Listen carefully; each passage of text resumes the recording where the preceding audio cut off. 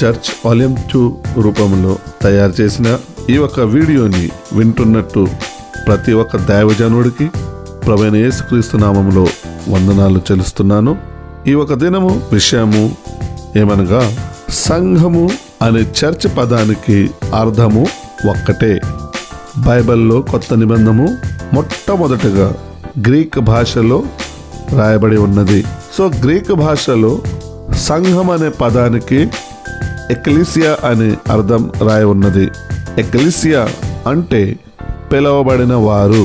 So ప్రియులారా, సంఘముగా మారిబడినట్టు క్రైస్తవులు మనము దేనివల్లే పిలువబడి ఉన్నాము? సువార్త వల్లే. క్రీస్తు ఒక సువార్త వలె పిలువబడి ఉన్నాము. సో పిలువబడినట్టు వారు మనమే దేవునికి సంఘముగా అయి ఉన్నాము. ఆ సంఘానికి ఇంగ్లీష్ పదము చర్చ్ అని వాడబడి ఉన్నది. చర్చ్కి అర్థం ఏమిటంటే కూడిక, సభ, సంఘము. కానీ ఈ ఒక దినము చాలా మంది అంటే చాలా మంది ఆ ఒక కూడిక స్థలాన్ని మా చర్చ్ అని చెప్పుకుంటున్నారు.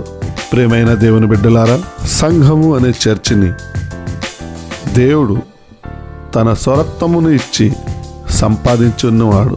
అపోస్తల కార్యం 20 అధ్యాయం 28వ వచనాన్ని చదువుకొని అవగాహన పరుచుకుందాం. దేవుడు తన స్వరక్తమిచ్చి సంపాదించిన తన సంఘమును కాయుటకు పరిశుద్ధాత్మ మిమ్మును దేని యందు అధ్యక్షులుగా ఉంచెను. ఆ యావత్తు మందను గూర్చియో మీ మటుకు మిమ్మును గూర్చియో జాగ్రత్తగా ఉండుడి. సో దేవుడు మనల్ని ఎంతగా ప్రేమించి విలువగా తన స్వరక్తాన్నిచ్చి తన ఒక సంఘం అనే చర్చ్గా మార్చి ఉన్నాడు. కాబట్టి సంఘం అనే చర్చ్ మనమై ఉండి మన కూడుకునే స్థలము బిల్డింగ్ని చర్చ్ అంటాము. దేవుని ఒక సంపూర్ణ వాక్యముని మార్చబడినట్టు వారుగా అవుతున్నాము. ఏదైతే దేవుని దృష్టిలో ఘోరమైన పాపము. కాబట్టి ప్రియులారా, ఈ ఒక పాపముతోటి తప్పించబడటకై ఈ ఒక చిన్న వీడియో మీ కొరకు ఇలాగా బయలుపరిచాను.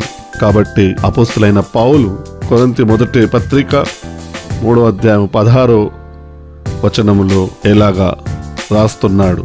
మీరు దేవుని ఆలయమై ఉన్నారనియో దేవుని ఆత్మ మీలో నివసించుచున్నాడనియో మీరు ఎరుగరా? దేవుని మందిరము మనమై ఉన్నాము.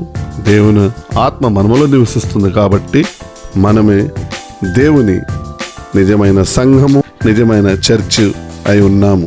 ఈ యొక్క గొప్ప సౌభాగ్యాన్ని మనము క్రీస్తు మూలంగా కలిగి ఉన్నాము. కాబట్టి ఈ విషయముల్లో మనము ఎంతో జాగ్రత్తగా ఉండాలి.